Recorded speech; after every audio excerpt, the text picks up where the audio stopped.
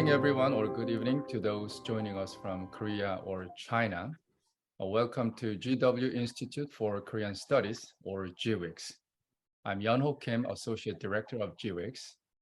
Thank you for joining our Korea Policy Forum on ROK-China relations, challenges and opportunities in the next 30 years. Today's forum is co-sponsored by the East Asia National Resource Center at GW. As you know, this year marks the 30th anniversary of the establishment of diplomatic ties between South Korea and China. Over the past 3 decades, the two countries have made breakthroughs in ending Cold War hostilities and have developed their bilateral relationships into a growing strategic partnership with robust trade relations and people-to-people exchanges. However, these bilateral relations have also been severely damaged by the dispute over the deployment of the THAAD and growing anti-China sentiment in South Korea. We're lucky to have, with the intensifying strategic rivalry between the US and China, the bilateral relations between Korea and China will navigate uncharted waters in the next decade. And we are lucky to have 4 leading experts from the United States, South Korea, and China who will discuss their views on this important topic. So let me ask our first speaker, Heung-Kyu Kim, the founder and the director of the US-China Policy Institute and professor in the Department of Political Science and Diplomacy at Aju University, to discuss his a Korean view of this important topic. Heung-Kyu. Thank you very much for the invitation, and then I'm very glad to see Xiaohe and Patricia and Professor Greg. Let me briefly introduce the changing relationship between South Korea and China, and then also explain some factors influencing the for the future South Korea and China relations. And then also China's policy to South Korea and the implication to the U.S. relations. Since the diplomatic ties on August 24, 1992, the 30 years of South Korea-China relations has progressed so rapidly, it can be called the miracle of bilateral relations. The 30 years of friendship between South Korea and China was largely influenced by following factors. First, there is the favorable international environment of the US-China strategic cooperation. Analyzing South Korea-China relations, we can easily find the strong positive correlations between South Korea and China with US and China relations. So, second, economically, the Korean and the Chinese economies were complementary to each other. Korea provides the intermediate products and technologies, and China, based on it, did the final ones. Third, the historical and cultural familiarity between the two countries served as a lubricant in developing mutual relations rapidly. However, these friendly environments have been recently changed negatively. First, the US-China strategic competition is intensifying. Second, the economic structure of Korea and China is gradually changing from a complementary relationship to a competitive one. Third, after the THAAD incident in 2016, the unfriendly public perception of South Korean people soared to over 80%, of the highest in the world, with the United States, Japan, and Sweden and Australia. At the same time, exclusive and nationalist sentiments are intensifying among the young generations both countries. Fourth, South Korea found after the THAAD incident that its economic dependence on China is excessive.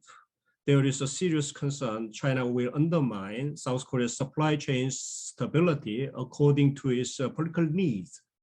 South Korea has sought to reduce its heavy dependence on China's supply chains since the Moon Jae-in government. Let me explain the 4 factors influencing for the future of Korea-China relations. The 4 most important factor is the future of strategic competition between the United States and China.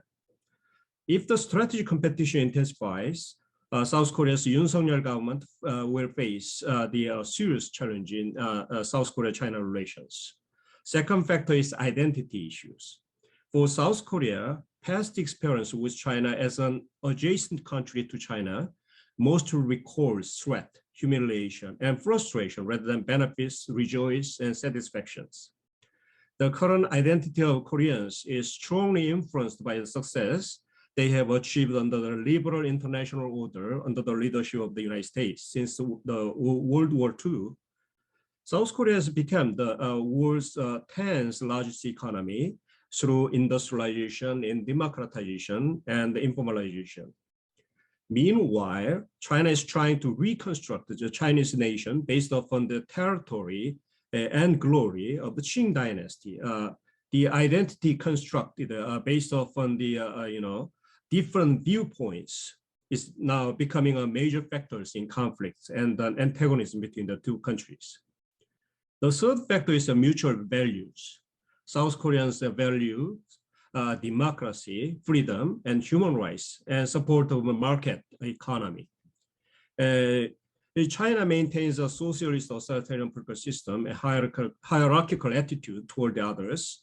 This is another source of antipathy toward China in Korea. The fourth factor is US policies to South Korea.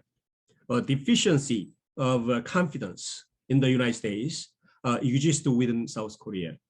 South Korea could not get support from the US in the SAD disputes with China, and the reason ILA recurred the apprehension of South Korean people, the United States doesn't afford to take care of allies due to its domestic politics.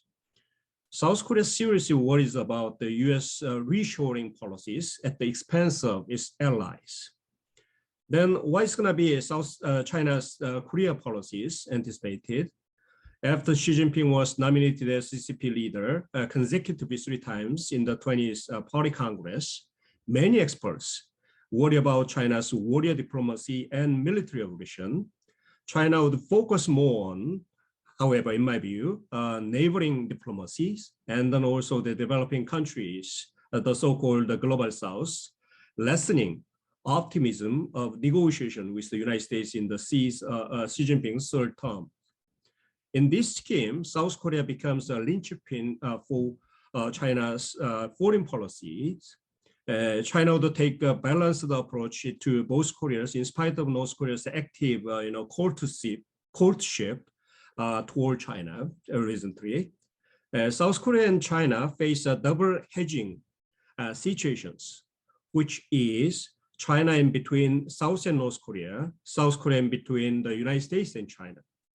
Any negative action taken against the other would automatically cause repercussions. China would seek to establish a new regional cooperation network and division of labor when Wang Qishan, Vice President of China, visited South Korea in May 2022. He suggested the creation of a new supply chain with China, South Korea, Japan, and ASEAN. If South Korea and China turned into adversaries, the issue of demarcation in the West Sea between South Korea and China would emerge with a connotation of military confrontation and probably crashes, as well as serious supply chain disruptions.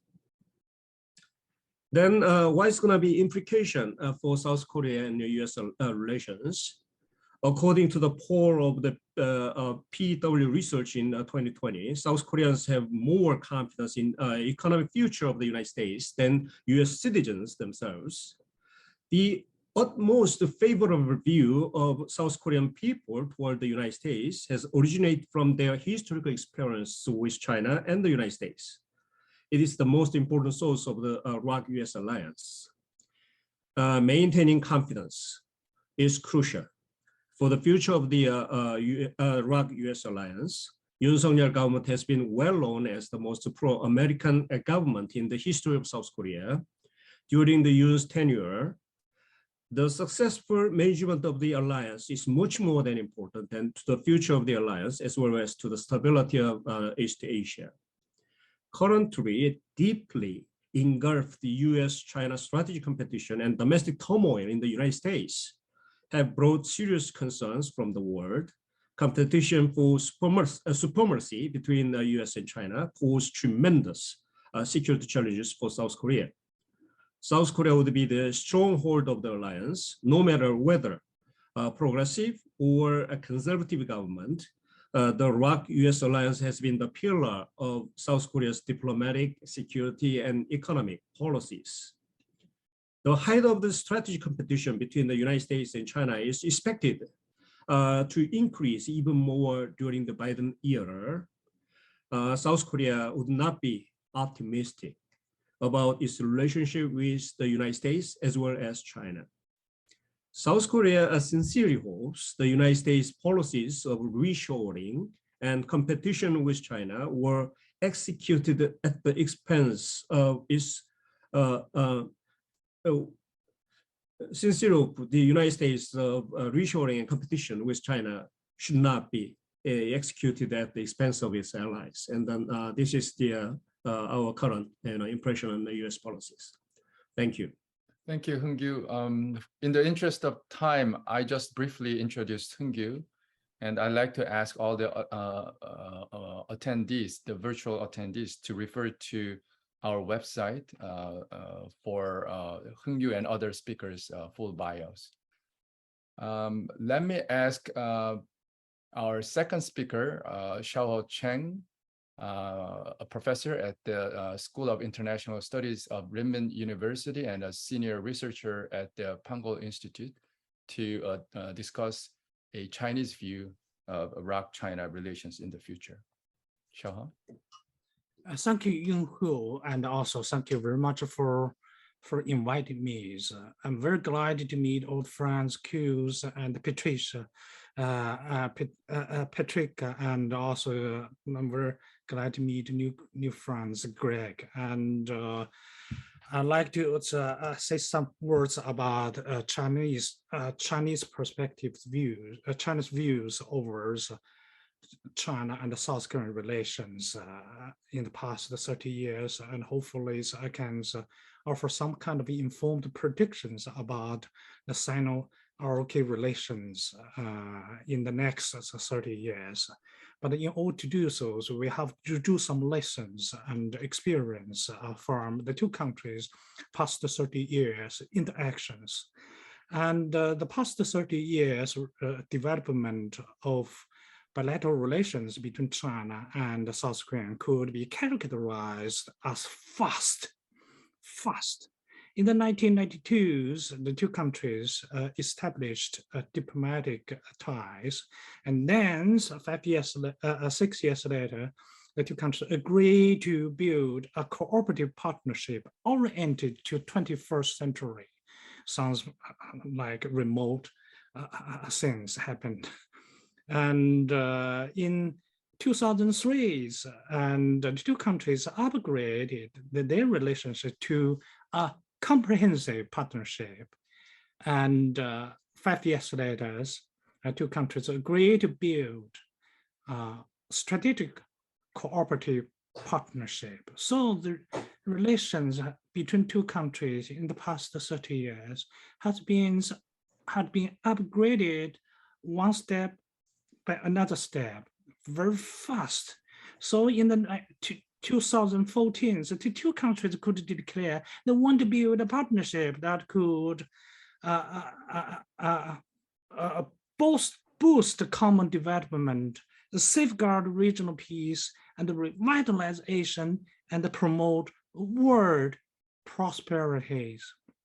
So why is the relations between two countries could have grown so fast? There are three basic, I think, it's positive factors. Positive factor one, the mutual need between two countries were very strong. In the economic field, and China needed South Koreans' investment, technology, and the South Koreans needed China's market. And in the diplomatic field, China needed South Korea's diplomatic recognition to break its diplomatic isolations that occurred since 1989. And South Korea also needs China's diplomatic relations to finalize its so-called Northern diplomacies, and also seek China's support to tackle North Korea related issues. So both sides needed each other, and such a kind of need were very, very strong. Second, the trade was a necessary bond between the two countries, because as Q mentioned, the economies between two countries were complementary to each other's. So such a kind of complementary nature of the economic in two countries greatly contribute to the fast growth in their trade, which in turn further cemented the ties between Beijing and Seoul. So that's the second most important positive factors.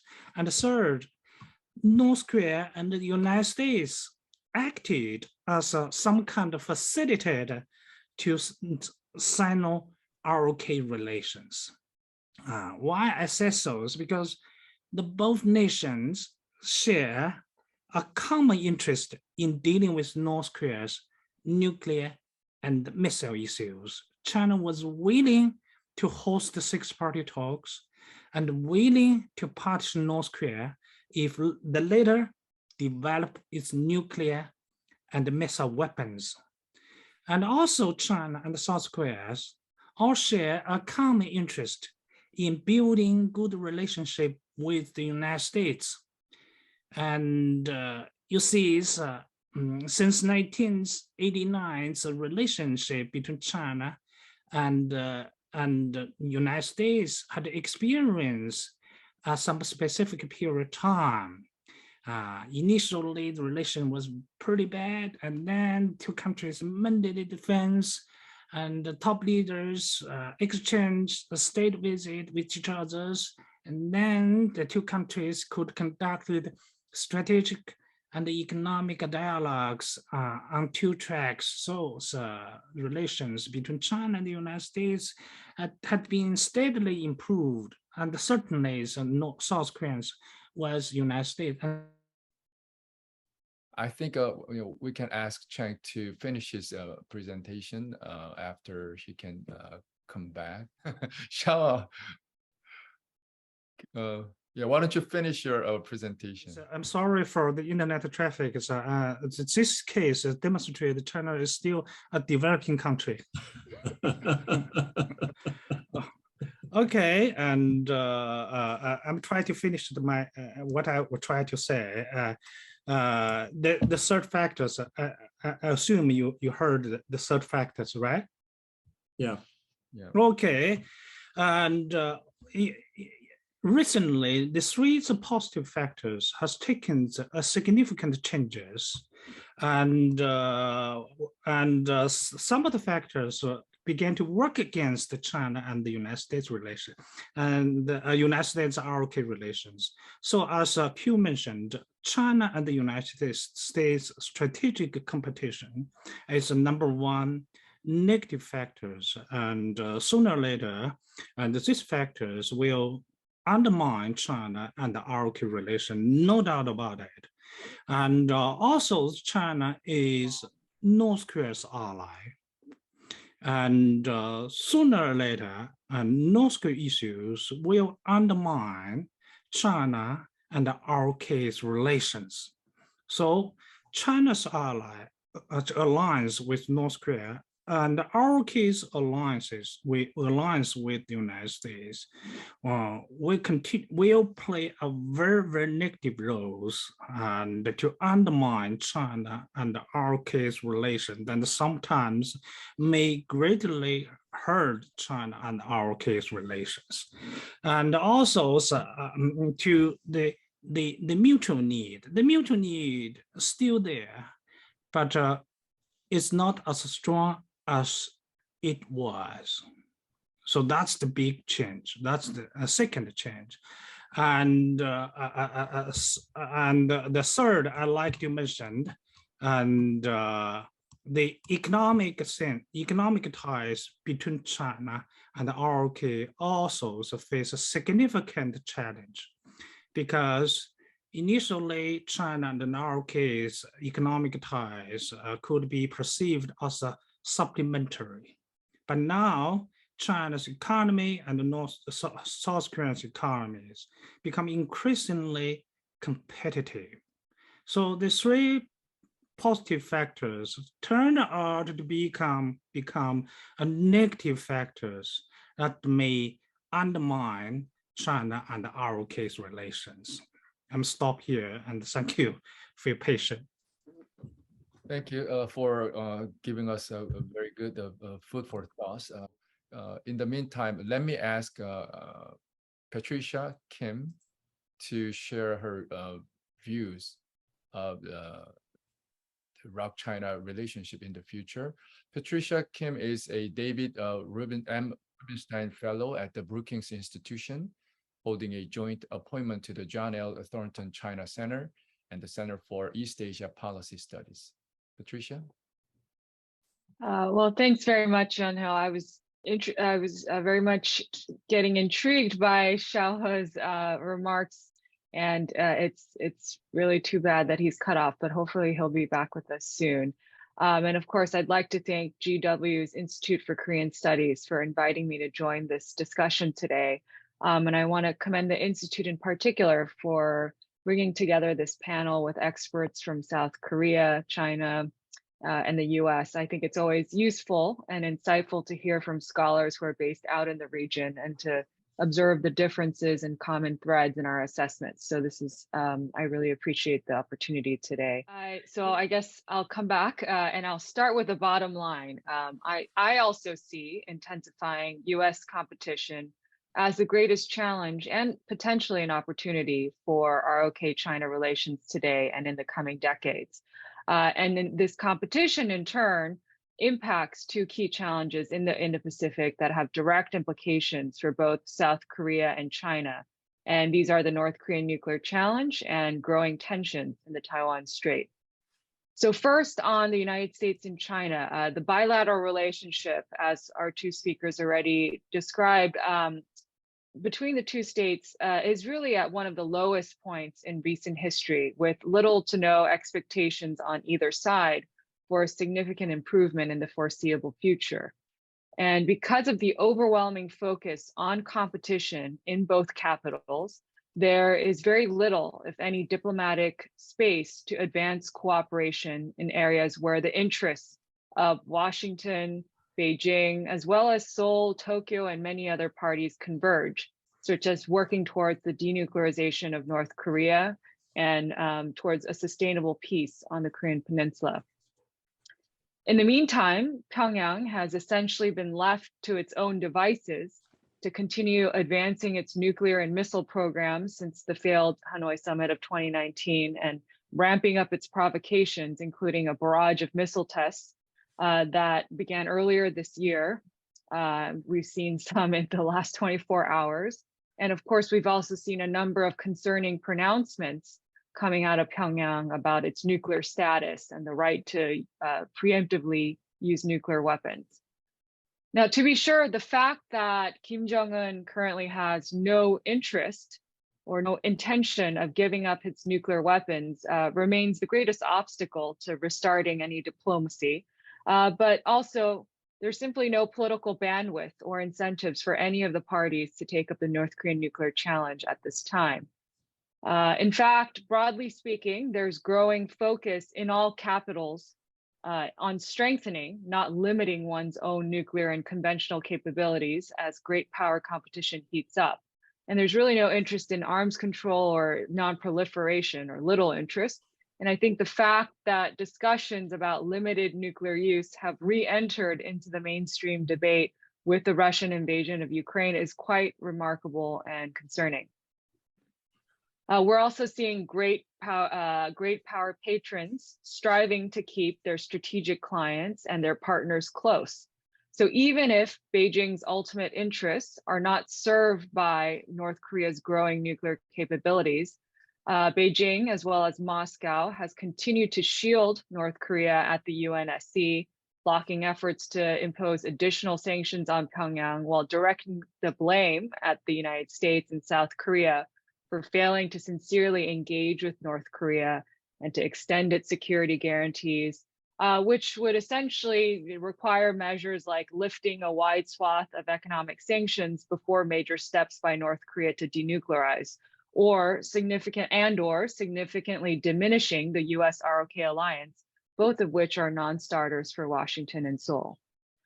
If you look back at the history of negotiations with North Korea, it's actually Beijing's pressure on North Korea that, as its biggest trading partner and as its great power patron, that has served as a critical element in providing momentum in negotiations. But today, as Beijing looks at long-term competition with the United States, I think it's really placed a premium on keeping its allies, including Pyongyang, on its side. And just as Xiaohe mentioned, I think this is really going to drive tensions not only in the ROK-China relationship, but of course the US-China relationship as well. Also, China's declaration of its so-called no limits partnership with Russia earlier this year and its policy choices around the Russian invasion of Ukraine demonstrate to me that Beijing has become much more intentional about keeping its ideological partners close, even if this comes at a deep cost to its relationships with the United States, Europe, and key Asian states like South Korea and Japan. China, again, has already vetoed efforts to impose additional sanctions on North Korea at the UNSC. It's demonstrated unwillingness to more strictly enforce existing sanctions. And there have always been talks about, can we do more to impose secondary sanctions on Chinese banks or related entities? But my sense is that doing so would not necessarily shift dramatically Beijing's posture on North Korea.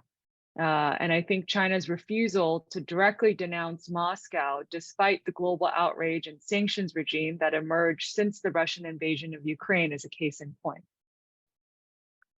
In fact, I think that as the United States, ROK, and Japan increase cooperation to enhance deterrence vis-a-vis the growing North Korean missile and nuclear threat, Beijing is likely to lash out at such developments for adversely impacting its own security interests, as we saw in 2017, when it fiercely opposed the deployment of the US air defense system known as THAAD to the Korean Peninsula, and Hyung-gyu referred to this in his remarks. And I think it may also continue to employ military pressure, both independently and in conjunction with Moscow, to pressure the United States and its allies.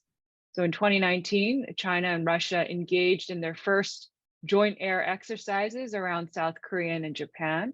And again, this May, during President Biden's trip to Asia, Chinese and Russian bombers engaged in joint exercises in the region and entered into South Korea's air defense identification zone. So I think as the United States, ROK, and other allies step up joint military coordination in the Indo-Pacific, China may also increase its own individual and joint military activities. And this is going to lead to a greater strain on the defense forces and resources of the United States, ROK, and others, and increase the potential for a crisis in the region.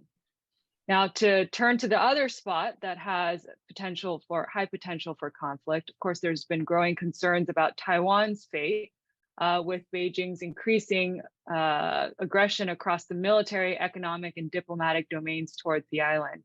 And I think the shifting military balance in the Taiwan Strait that continues to tilt in China's favor has raised a lot of concerns here in Washington and other capitals. And of course, this has pushed the United States and its allies to ask what can they do more to ensure that Taiwan's future is not determined through coercion. And the Russian invasion of Ukraine has further increased urgency and has inspired a number of allies to take greater steps to ensure that such a crisis doesn't unfold in their own region. While the United States and South Korea, for the first time, included a reference on upholding peace and stability in the Taiwan Strait in their joint statements in 2021, the ROK has been relatively more cautious compared to other US allies, such as Japan, on discussing and preparing for contingencies in the Taiwan Strait and in diplomatically supporting Taipei. And this caution, of course, is driven by a desire not to upset relations with Beijing, especially given Seoul's painful experience with Chinese economic retaliation in 2017. And also the fact that I think the ROK's first and foremost concern remains deterring a conflict on the Korean Peninsula. The challenge is Beijing understands this difference in priorities between South Korea and the United States. And I think it has and will continue to use these disparities to try to drive a wedge between the allies, especially when it comes to coordination on Taiwan or to various initiatives in the Indo-Pacific. And I think this poses difficulties for the US ROK to manage their alliance, as well as the management of ROK-China relations. I think that's about my 5 minutes. So let me stop here for now, and I look forward to delving deeper into any of these threads during the discussion. Thank you, Patricia. Last but not least, let me ask Greg Brzezinski, Professor of History and International Affairs at GW, to share his view of the U.S. approach to the future of ROK-China relations. Greg serves also as the director of the Seeger Center for Asian Studies and the director of the Asian Studies program at the Elliott School of International Affairs. Greg? Okay, thank you, Yunho, and it's also a pleasure to be here with the other panelists today. I'm going to also talk a little bit about the U.S. outlook, but I'm going to try to talk about it from a slightly different perspective from what Patricia said. And I think if you look at, if there's any consensus in China, South Korea, North Korea, the US, it's that we are starting to enter into a new Cold War with China.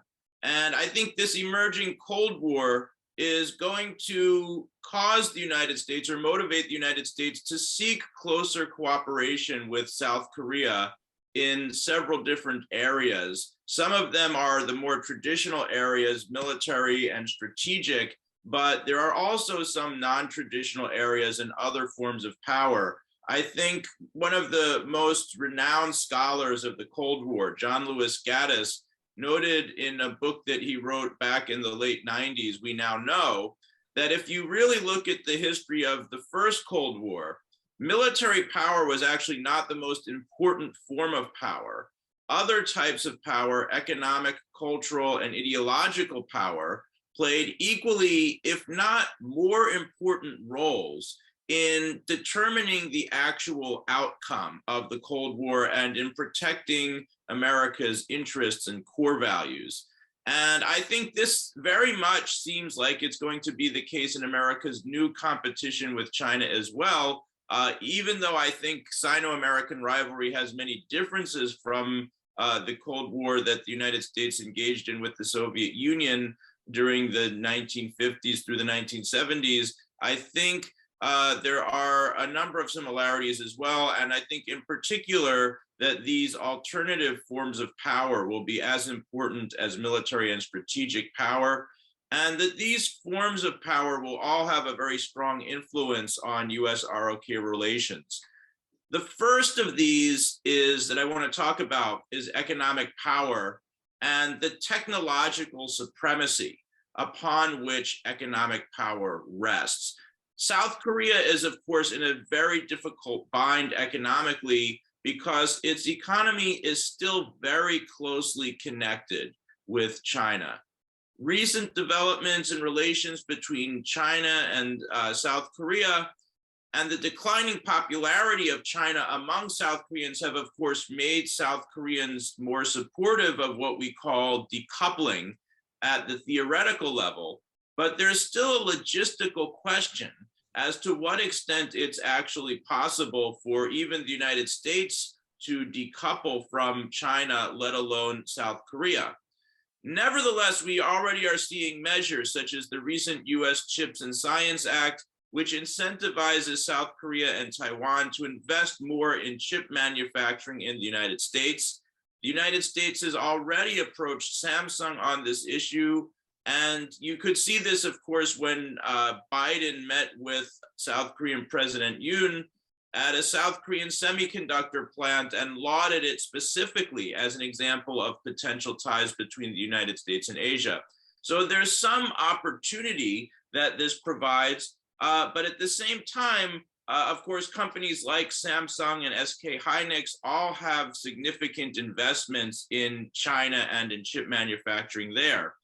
Similarly, the United States has, of course, recently proposed the so-called Chip 4 alliance, which includes Taiwan, Japan, South Korea, and the United States. South Korea's participation in this is, of course, not guaranteed. The question really is what South Korea will do. Will it stop doing business with China as the United States hopes, or will it continue trying to straddle between China and the United States? A second area where I think the United States and South Korea will move closer together is in the cultural realm or soft power. And of course, the first things that comes to mind are K-pop, K-drama, and K-cinema. And of course, the interesting dynamic here is these were at first very popular in China, but Xi Jinping's government has been increasingly repressive when it comes to South Korean pop culture. And a lot of these South Korean cultural producers are going to find it's difficult to maintain profitability in China, and it even is becoming a slight source of frictions. For instance, in the case of Squid Game, not only was it banned in China, but internet searches for Squid Game were also blocked.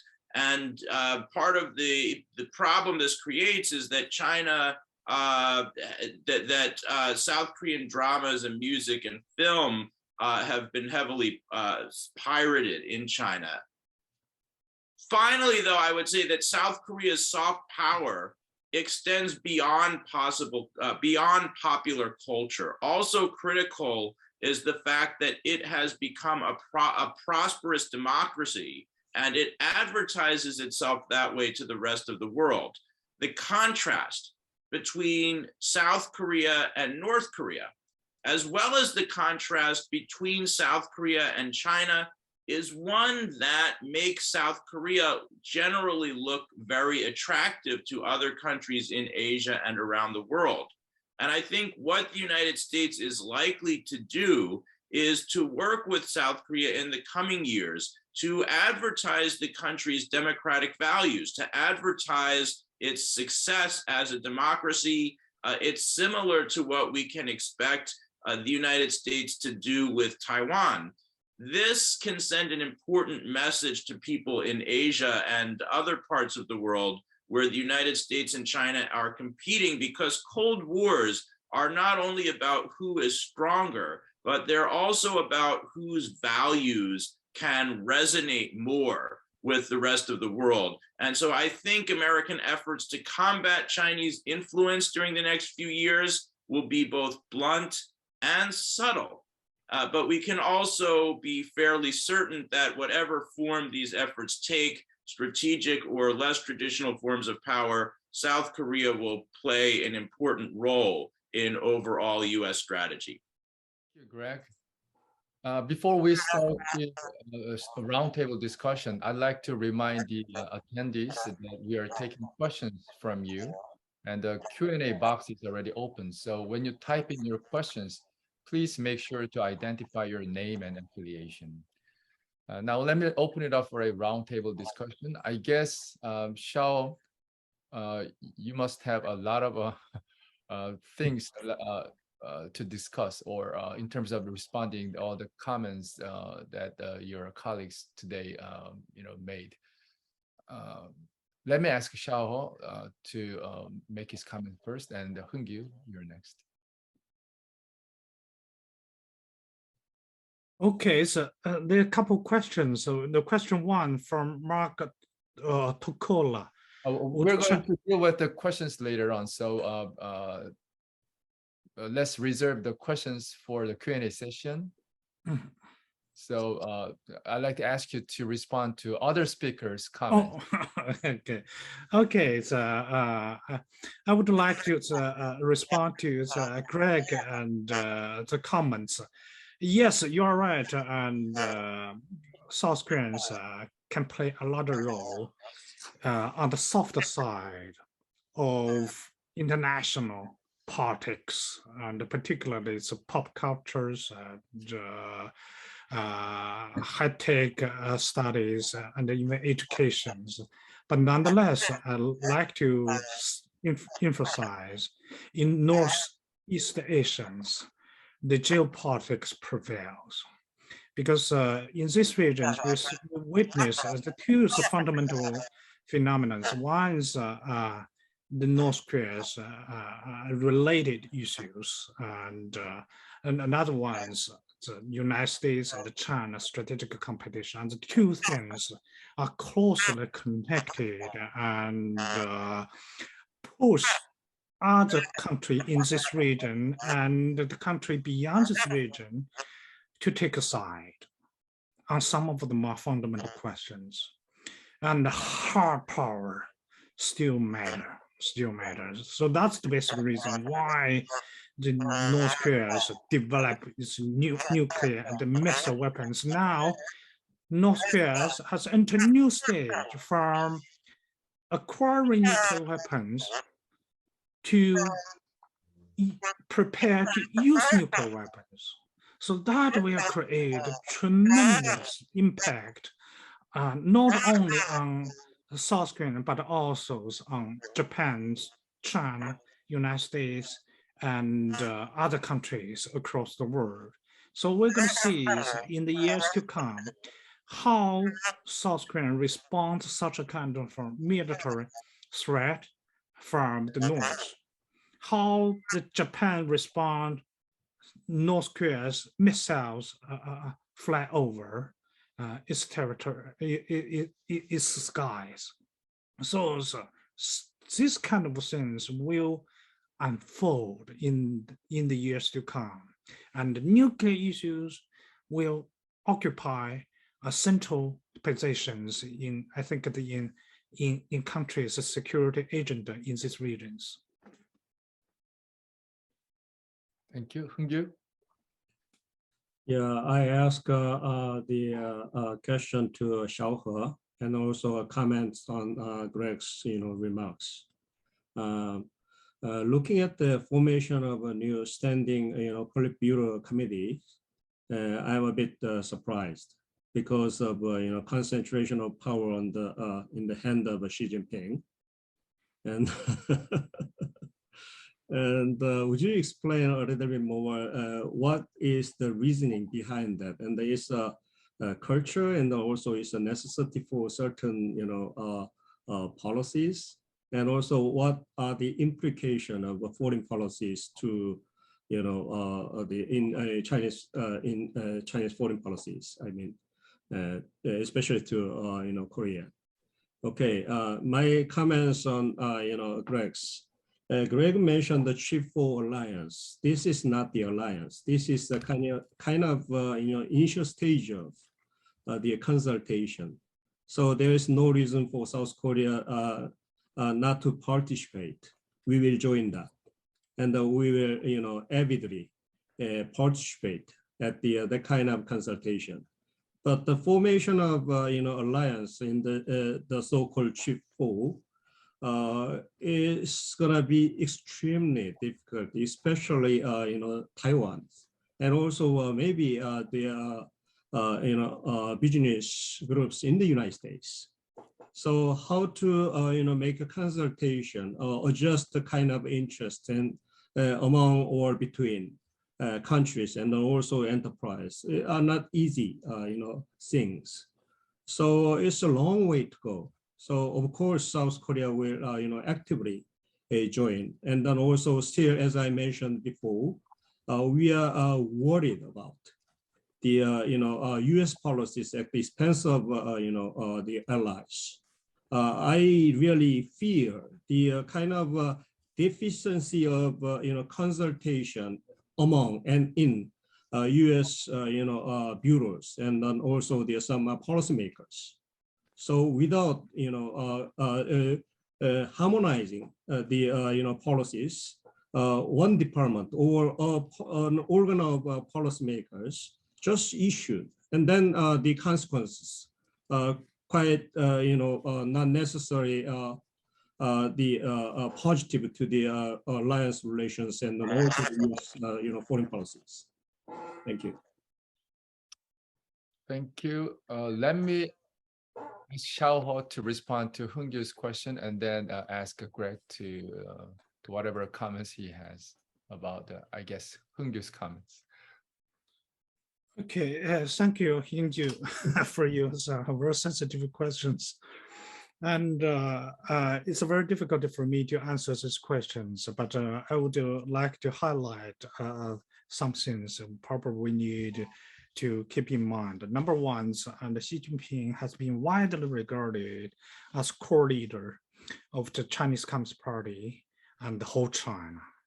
And that's the one thing. The second, if Xi Jinping has been widely regarded as core leader, and he has a legitimate reason to concentrate power at his hands in order to fulfill some unfinished businesses in his first and second terms, such as the national unifications, as well as continue to push for to crack down on the corruptions across China, and also continue to push for the one Belt One Road.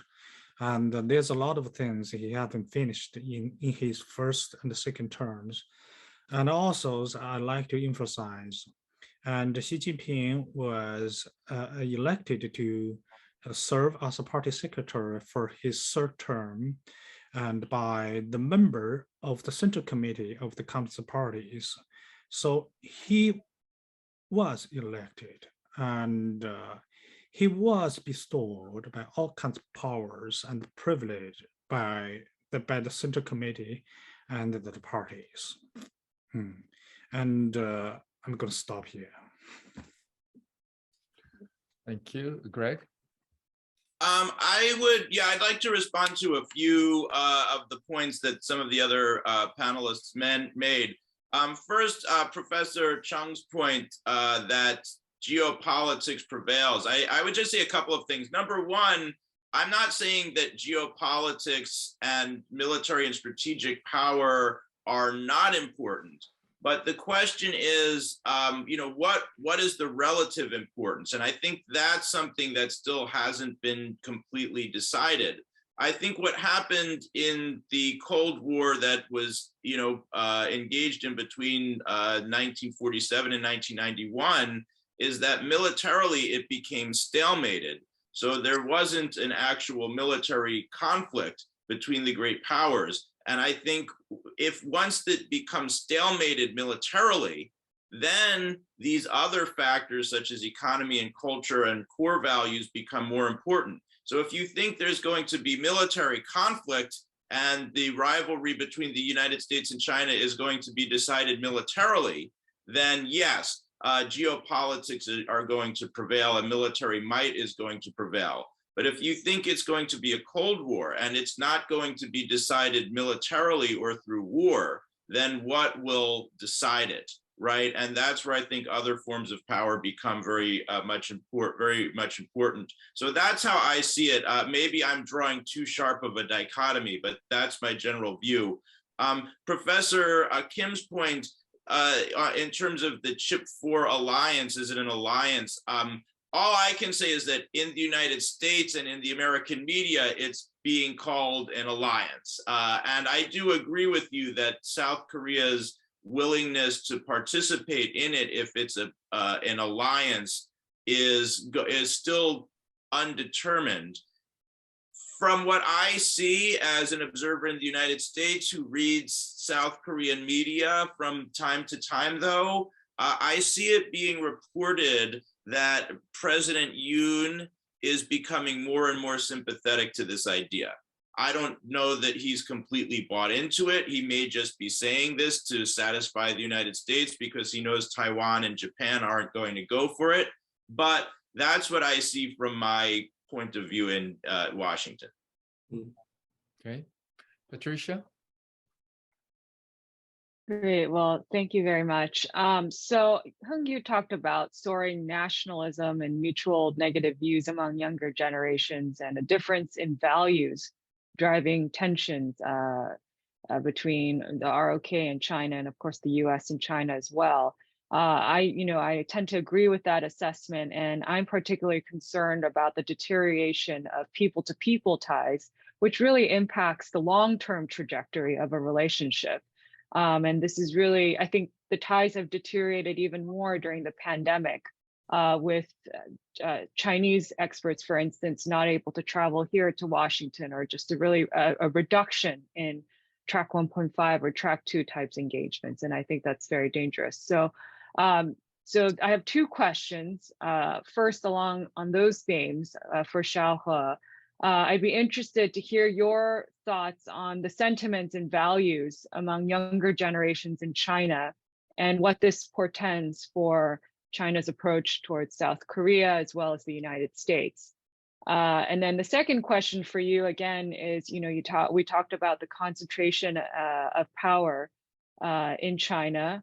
And you mentioned that this is seen as necessary for Xi to carry out unfinished business from his first 2 terms. And you mentioned national unification as one piece of unfinished business.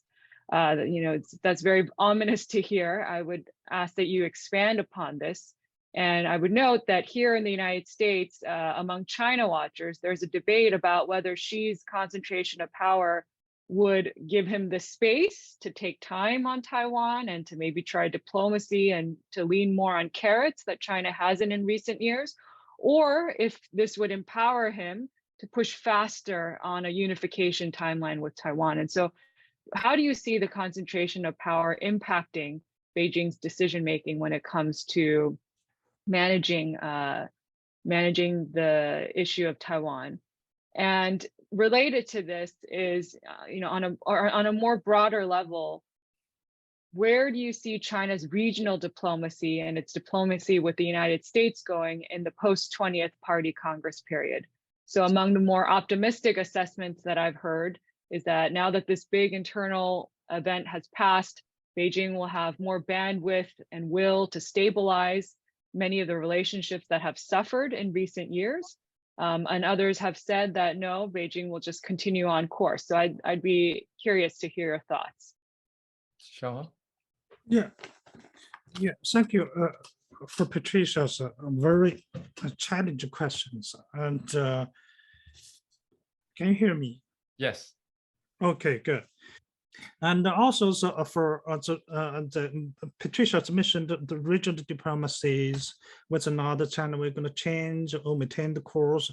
I think it's this isn't some kind of slight changes or on China's regional diplomacies, and but nonetheless, when we look at the we lost Xiao again.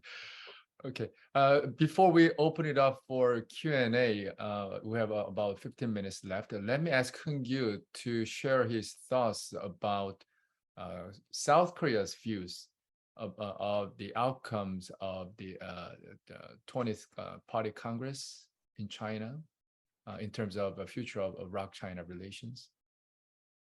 Any concerns? Okay. Of course, South Koreans pay very special attention to the outcomes of the 20th Party Congress because, South Korea is adjacent to China, and then we are heavily influenced by the changes of the Chinese domestic politics always. You know, whenever there were changes of a Chinese dynasty in Chinese mainland China, there was war between Koreans and then Chinese. We, according to a researcher, throughout the history, we waged a war with Chinese people more than 450 times. So it's tremendous, occasions. So South Koreans, including North Koreans, DNA in the blood always. There is apprehension of Chinese, growing influence over the Korean Peninsula. So we pay very special attention to the Chinese, the 20th Party Congress, and then many experts pointed out the concentration of Xi Jinping's power is not necessary to be positive to the security of South Korea.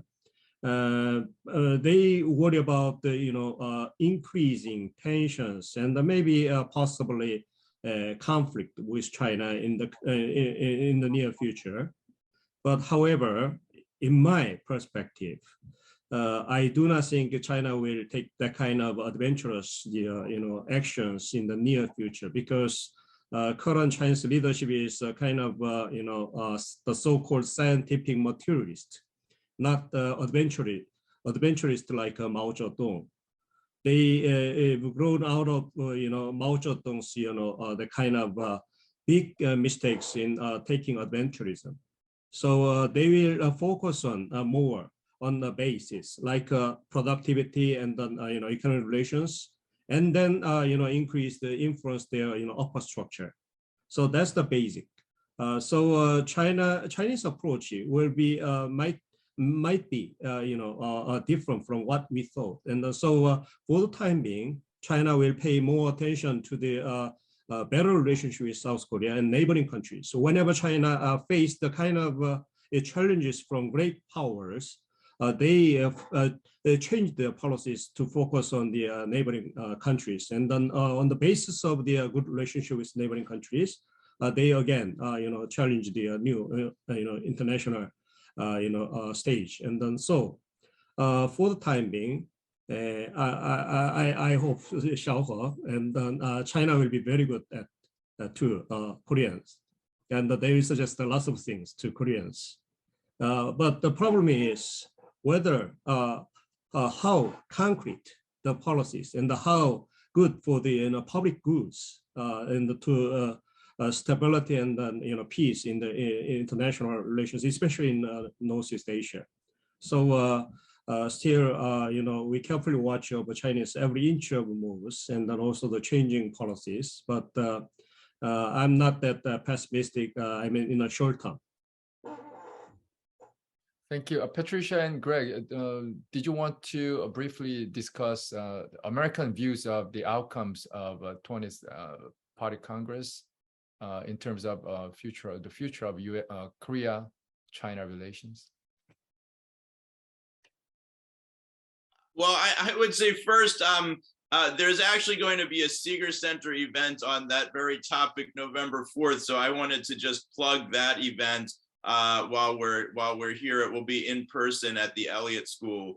But I think generally, if there is I think generally the U.S. view of the 20th Party Congress and its outcome is that it's led, number one, as we've said, to a consolidation of Xi Jinping's power, and that this will, potentially have negative ramifications for Sino-American relations, because you're going to, much as you see continuing consensus within the CCP around Xi Jinping, this is in turn going to lead to continuing consensus in the Congress and, in the White House about about the idea that China poses a potential threat. And so this sort of hardening of stances in both the United States and China is going to continue. And I also think in terms of what images of the party Congress were most often presented. One of them was of sort of Hu Jintao being dragged away. So there's this sort of, this was sort of one of the most frequently circulating images or videos from the Congress in the United States. And I think that sort of represents how it's viewed in some regard. So, Yonho, I'm going to be a speaker at Greg's event on the 20th Party Congress. So this will be a small preview of what I plan to talk about. But just to put it in a nutshell, I mean, I personally was struck with the outcomes of the Congress of how none of Beijing's recent challenges, whether it's the economic woes or dissatisfaction with its pretty extreme zero COVID policies, as well as the deterioration of many of its foreign relationships, have really dented Xi Jinping's grip on power. And so I was struck by the consolidation of power that we saw. I think the official confirmation of Xi's third term and his status as the core of the party, these were expected, but I think the unveiling of the top leadership and the fact that it's completely staffed by those who are loyal to Xi Jinping suggests that the party has essentially given him the absolute power that he says is necessary to steer his country towards national rejuvenation. I think these outcomes suggest that there's really no checks and balances in the Chinese system at this point, and Beijing will essentially double down on the more aggressive postures we've seen both at home and abroad that has characterized Xi Jinping's rules since 2012. And I don't really see a major course correction coming in the Chinese political system. And I don't think this bodes well for US-China relations or for China-ROK relations. Thank you. Let me take some questions from the audience. The first question is from Mark Tokola at the Korea Economic Institute. This question is, would China prefer a united or a divided Korean peninsula? Xiao? Okay, so my answer is very simple.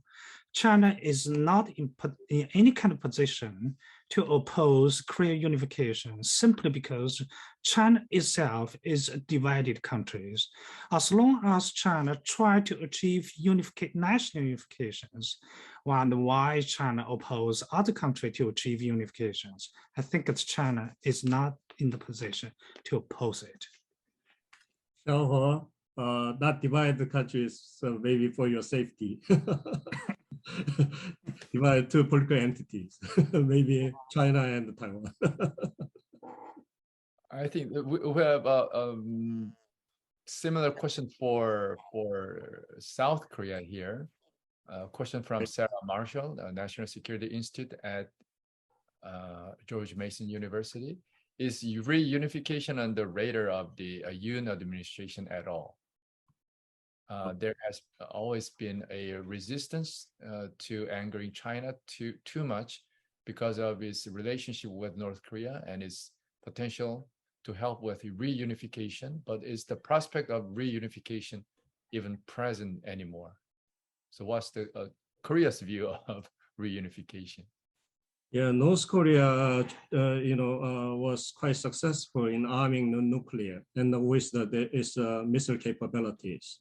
So it's extremely difficult for us to unite it in a near future. And the North Korea would not abandon its nuclear and missile capabilities. Then, United States and South Korea cannot force them to be with us. So they have to make their own decision. And then what is then China's role here? And then we have a certain high kind of expectation of Chinese utility in the unification process. But in the process of denuclearization efforts, and South Korea was quite disappointed, and then China failed, even though China is saying differently. But now South Korea is much more perceived the part of a threat coming from China in the future. So, and also the danger of a disruption of supply chains. So how to manage them?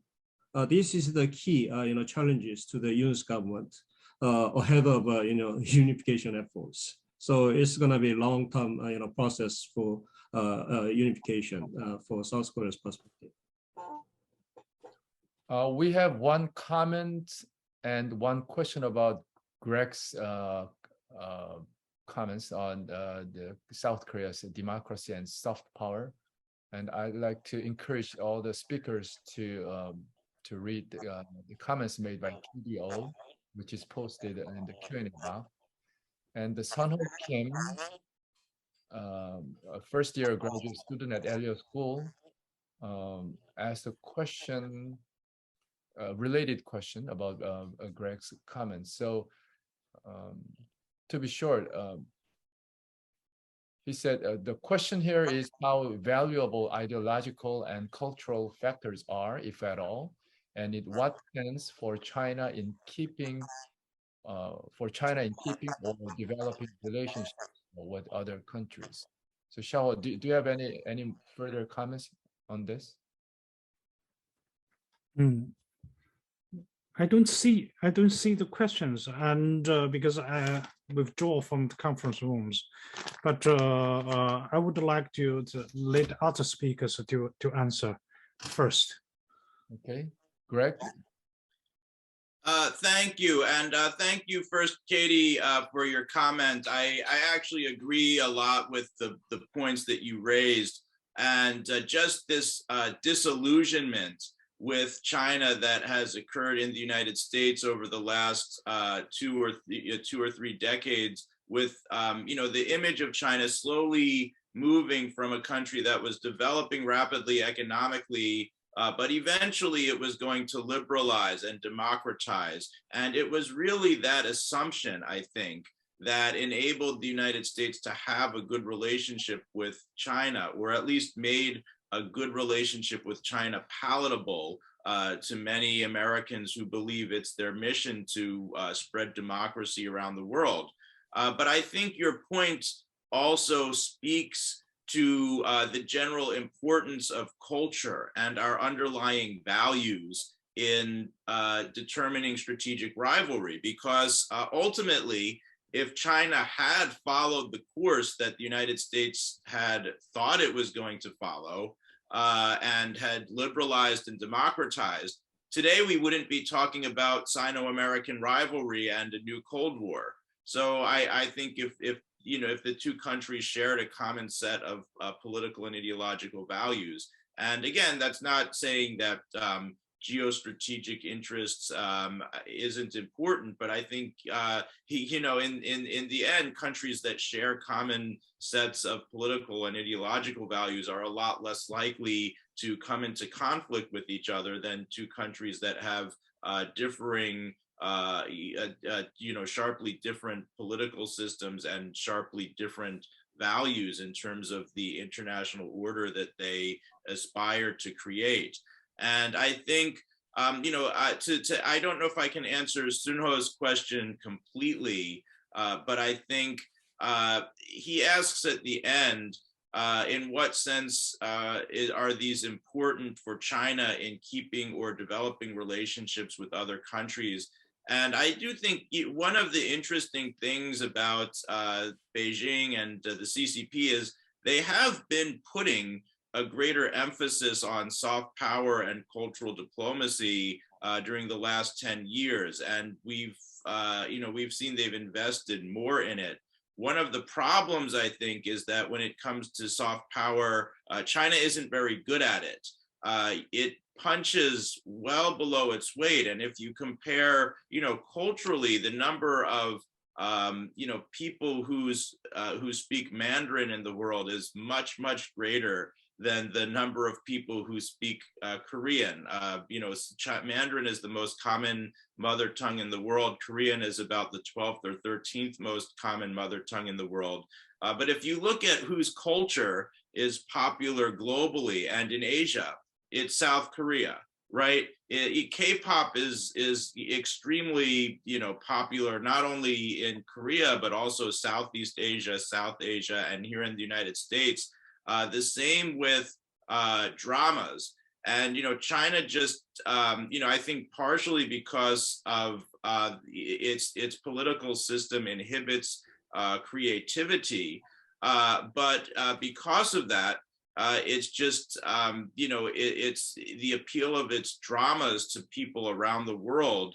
The appeal of its cultural production to people around the world isn't anywhere close to South Korea's. And I think that's part of the reason why South Korea is going to play such an important role in US soft power strategies going forward, because it's another Asian country. It's a country that also has been a victim of colonialism, but yet it's gone in a very different direction from China and from North Korea. And it's a direction that I think the United States is betting will look more attractive to other people around the world. And I think if it's going to be a Cold War and not a military struggle, then those are the kinds of things that may be decisive. So I've sort of gone off on a tangent a little bit, but I hope I've answered Katie and Sunho's points to some degree. Thank you, Greg. I'd like to thank all the distinguished speakers for joining us today. And I'd also like to thank our GWIX team, especially Sean Dolan, our program manager, for putting this together. And of course, thank you all for joining us. With that, let me conclude today's webinar. Stay safe and healthy. Thank you, everybody.